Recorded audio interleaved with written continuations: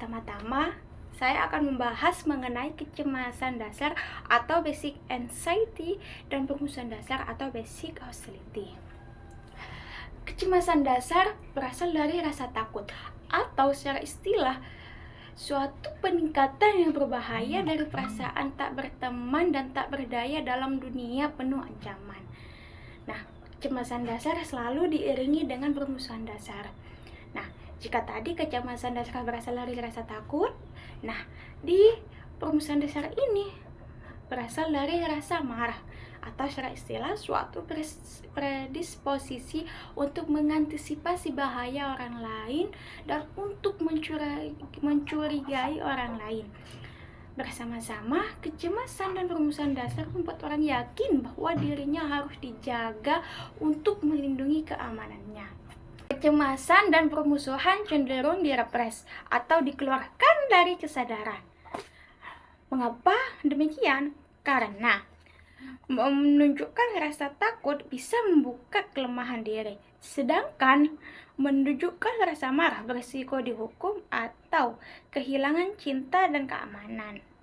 Nah, sehingga jika hal ini terus-menerus terjadi, maka si individu tadi yang sering melakukan repres terhadap rasa cemas dan rasa marahnya tersebut, maka individu tadi akan mengalami proses melingkar yang oleh Harney dinamakan vicious cycle atau lingkaran setan. Nah, lingkaran setan atau vicious cycle ini memiliki 9 lingkaran, di mana lingkaran ini bermula dari yang pertama, yaitu kurangnya kehangatan dan cinta dari orang tua, yang menimbulkan yang kedua, yaitu permusuhan dan kemarahan karena diberlakukan buruk, sehingga si bayi atau individu tadi melakukan yang ketiga, yaitu represi permusuhan agar tidak kehilangan cinta dan keamanan yang hanya sedikit.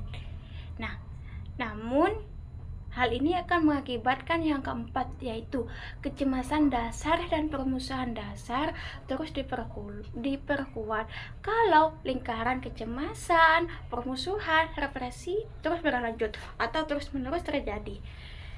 Nah, namun individu hidup otomatis mengalami yang kelima, yaitu kebutuhan kasih sayang dan cinta semakin kuat.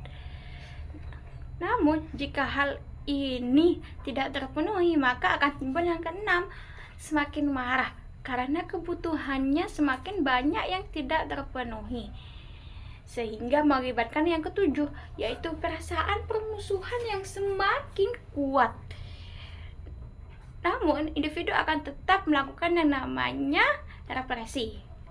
Kita bisa lihat di lingkaran yang nomor 8, yaitu represi semakin kuat untuk mempertahankan kasih sayang yang hanya sedikit. Nah, jika represi ini semakin kuat, maka akan timbul nomor 9, yaitu tegangan kemarahan yang semakin kacau. Jika hal ini terus-menerus terjadi, maka individu tadi akan terus-menerus terjebak di vicious cycle atau lingkaran setan ini. Nah, jika seandainya individu tadi tetap atau sering atau terus-menerus melakukan yang namanya represi, maka dia akan terjebak terus-menerus di lingkaran 4, 5, 6, 7, 8, 9 dan kembali lagi ke nomor 4. 2. Konflik interpersonal, kebebasan versus kesepian. Sebelum kita masuk ke konflik personal, perlu kita ketahui apa sih konflik itu.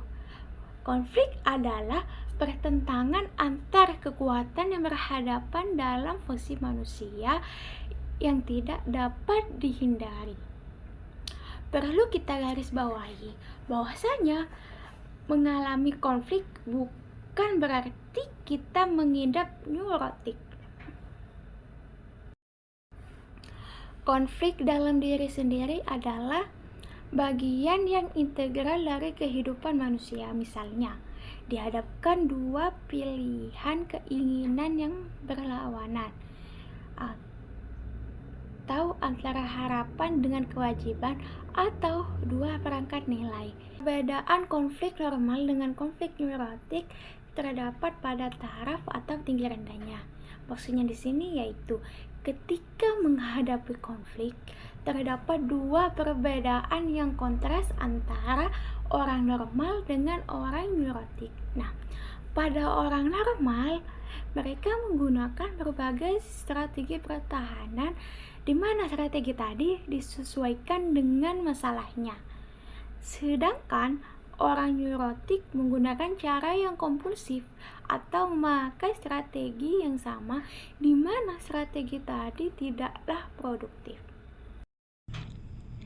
Harni mengemukakan 10 kebutuhan neurotik yang timbul akibat usaha pemecahan masalah, gangguan hubungan antar manusia. Nah, 10 kebutuhan neurotik yang dikemukakan oleh Harni yaitu kita memasuki pada subpokok pembahasan yang ketiga, yakni konflik intrapsikis. Menurut Harni, proses intrapsikis ini semula berasal dari hubungan antar pribadi yang sesudah menjadi bagian dari sistem keyakinan. Nah, proses intrapsikis ini kemudian mengembangkan eksistensi dirinya terpisah dari konflik interpersonal. Untuk memudahkan kita memahami konflik intrapsikis, di mana konflik ini sangat erat kaitannya dengan dinamika diri, Harni mengemukakan 4 konsep diri.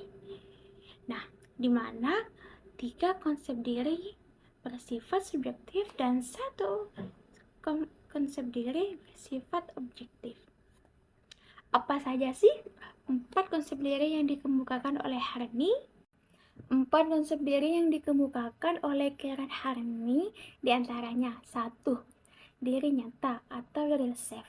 Real self adalah pandangan subjektif bagaimana diri yang sebenarnya, mencakup potensi untuk berkembang, kebahagiaan, kekuatan, kemauan khusus, dan keinginan untuk realisasi diri.